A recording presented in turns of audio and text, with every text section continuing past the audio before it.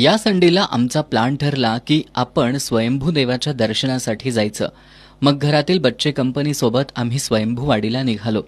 कोल्हापूरच्या पश्चिमेला जवळपास 28 ते 30 किलोमीटर अंतरावर स्वयंभूवाडी गाव आहे.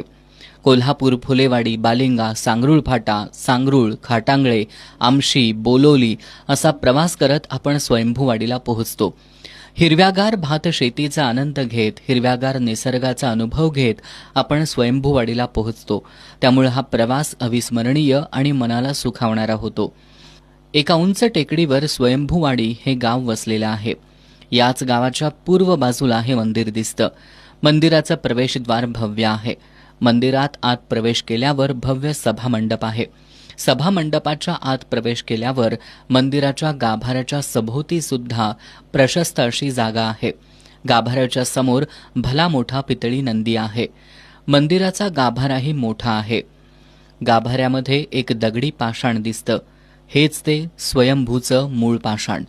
पूर्वीच्या काळी या ठिकाणी शेतजमीन नांगरताना हे पाषाण लागलं आणि तिथंच स्वयंभू देवाची स्थापना करण्यात आल्याचं इथले भाविक सांगतात.